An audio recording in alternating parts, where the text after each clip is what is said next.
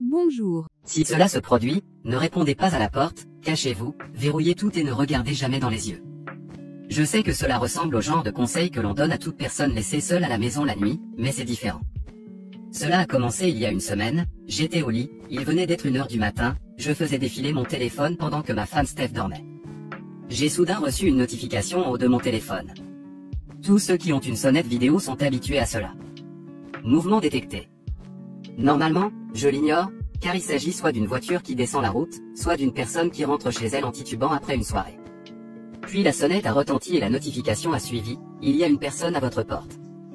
J'ai ouvert l'application et j'ai vu une jeune femme debout, accrochée au cadre de ma porte. J'ai répondu bonjour, puis-je vous aider? Elle a répondu immédiatement, laissez-moi entrer, quelqu'un me poursuit. Je lui ai dit de rester où elle était et que j'allais appeler la police. Je l'ai entendu à nouveau, laissez-moi entrer, il va me faire du mal, faites vite. À ce moment-là, ma femme s'est réveillée et m'a demandé ce que je faisais.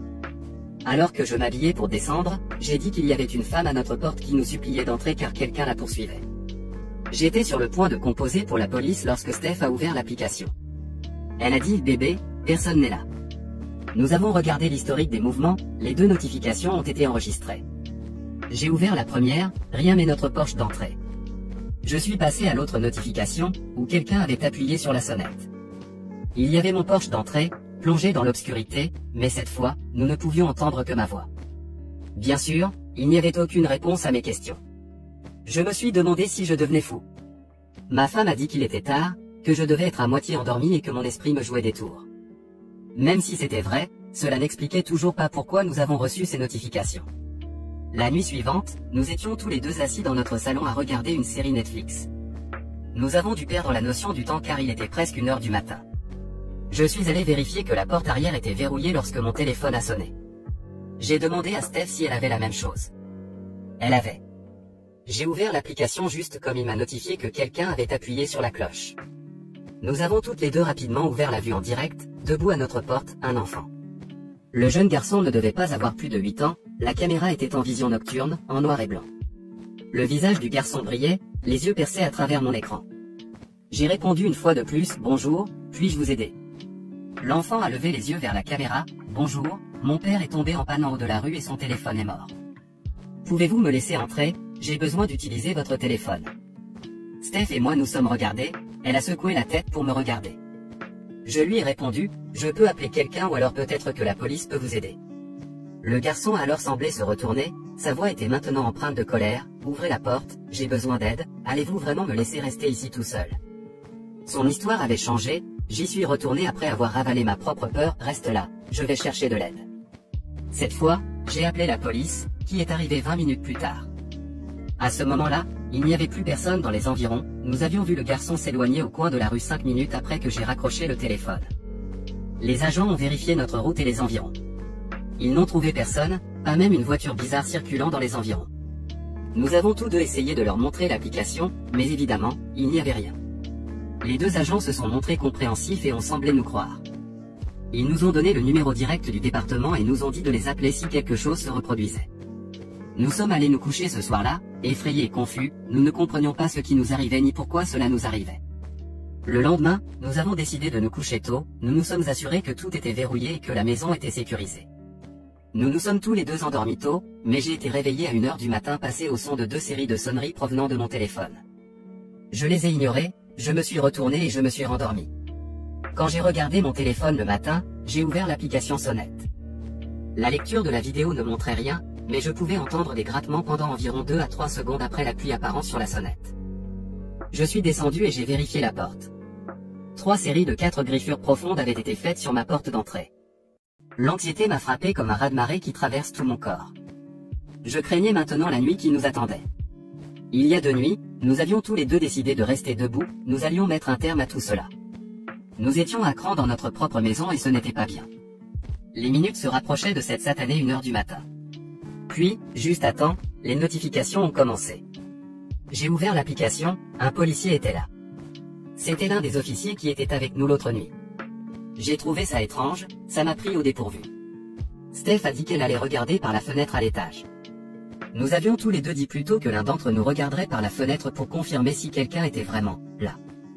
J'ai répondu à la porte « Bonjour officier, puis-je vous aider ?» Il a regardé dans la caméra, nous avons une mise à jour sur le problème que vous avez eu, pouvez-vous s'il vous plaît ouvrir la porte? J'ai senti un sentiment de conflit m'envahir, ce n'était pas normal. J'avais regardé suffisamment de programmes et de drames policiers pour savoir qu'ils doivent généralement se rendre dans des endroits avec un autre officier. L'absence de toute voiture de police m'a également inquiété. Désolé officier, je suis sûr que vous pouvez comprendre la réticence à ouvrir la porte en raison de notre situation. Il m'a répondu, c'est bon, je suis un officier de police et je vous demande d'ouvrir la porte, je dois entrer et vous informer. Je savais que quelque chose n'allait pas, son comportement était complètement différent de celui d'il y a 2 nuits. J'ai regardé sa tête se lever. J'ai entendu ma femme crier les mots « Oh mon Dieu, ses yeux !» C'est quoi ce bordel? Je me suis précipité dans les escaliers, mes pieds glissant en courant, j'ai vu Steph mais elle avait l'air pétrifiée. Elle m'a regardé fixement et a dit « Tu dois le laisser entrer, il va nous aider. » J'ai répondu en luttant pour reprendre mon souffle « Nous ne pouvons pas, tu sais que nous ne pouvons pas. » Qu'est-ce que tu as vu? Qu'est-ce qui n'allait pas avec ses yeux? Elle a incliné la tête vers moi, ses yeux ont commencé à rouler vers le haut, laissez-le entrer. Laisse. Son ton a commencé à changer, il s'est transformé en une voix graveleuse et rauque. Son visage est maintenant plein de colère alors qu'elle me crie « Laisse-le entrer maintenant. » Je l'ai attrapé et l'ai secoué tout en criant « Steph, écoute-moi, secoue-toi. » Elle a regardé en arrière avec un air confus. Elle a dit d'un air pétrifié, avec des larmes dans les yeux, « Je veux aller au lit, j'ai dit, seulement si tu vas bien. » Elle a répondu qu'elle allait bien et qu'elle ne savait pas ce qui s'était passé. J'ai vérifié le flux vidéo une fois de plus, il n'y avait personne. Il m'a fallu quelques heures pour m'endormir en me demandant ce qui était arrivé à Steph. Quand je me suis réveillé le lendemain matin, Steph n'était plus là, son téléphone et ses bijoux avaient été laissés sur la table de chevet. Je suis descendu et je l'ai cherché mais rien, elle n'était pas dans la maison. J'ai appelé la police au numéro qu'on m'avait donné, j'ai parlé au policier qui était à ma porte. Je lui ai raconté tout ce qui s'était passé et que ma femme avait disparu. Ils m'ont dit que le policier qui s'était présenté à ma porte 8 heures plus tôt était en congé. Il est parti en vacances hier matin, ça ne peut pas être lui. Dans les heures qui ont suivi, une équipe de recherche a été constituée et je les ai rejoints pour fouiller la zone locale. Il n'y avait aucun signe d'elle. Il est maintenant 23 heures, je suis assis seul dans mon salon, ma tête est maintenant pleine de peur et de douleurs rayonnantes. Je veux juste que ma Steph rentre à la maison, je veux juste retrouver la normalité. Et voilà, il est minuit 59. 3, 2, 1. 1h du matin, les notifications sont arrivées, j'ai ouvert l'application. Steph était à la porte d'entrée, je m'y attendais presque à moitié. J'ai dit « Où étais-tu chérie ?» Elle a regardé dans la caméra, j'ai été prise, mais je me suis échappé et je suis ici maintenant. Laisse-moi entrer et je te raconterai tout. J'ai pris un profond soupir. Ok, je suis là dans 1 minute bébé. Qu'est-ce que je peux faire? Elle est ma femme.